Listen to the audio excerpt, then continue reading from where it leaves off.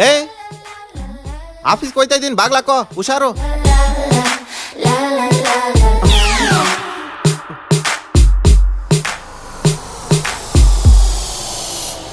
ಹೊಟ್ಟೆ ಬೇರೆ ಸಿತ್ತಾಯ್ತಲ್ಲಪ್ಪ.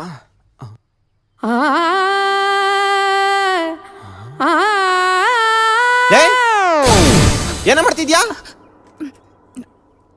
ಬೆಳ್ಳುಳ್ಳಿ ಸುಲಿತಾ ಇದ್ದೀನಿ. ಯಾಕೆ? ಸಾಂಬಾರ್ ಮಾಡಕ್ಕೆ. ಸಾಂಬಾರ್ ಬೆಳಿಗ್ಗೆಯಿಂದ?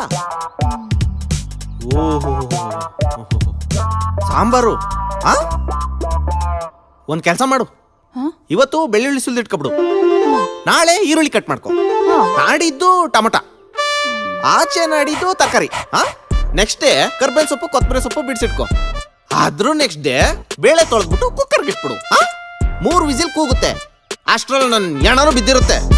ಝೊಮ್ಯಾಟೋದಲ್ಲಿ ವೈಟ್ ರೈಸ್ ಆರ್ಡರ್ ಮಾಡ್ಕೊಬಿಟ್ಟು ಮಾಡ್ರ ಸಾಂಬಾರ್ನ ಉಯ್ಕೊಬಿಟ್ಟು ನಾನು ತೀತಿ ಊಟ ಅಂತ ತಿನ್ಕೊಂಬಿಡು.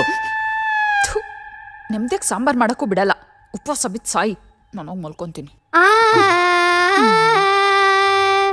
ಲೂಸ್ ನನ್ನ ಮಗ. ಹೋಗಲ್ಲೇ, ನೀನ್ ಅಡ್ಗೆ ಮಾಡೋಷ್ಟಲ್ಲಿ ನಾನು 7 ಜನ್ಮ ಎತ್ಬಿಟ್ಟಿರ್ತೀನಿ. ಬೆಳಿಗ್ಗೆಯಿಂದ ಬೆಳ್ಳುಳ್ಳಿ ಬಿಡಿಸ್ಕೊಂಡ್ ಕುಂತವಳಿಲ್ಲಿ.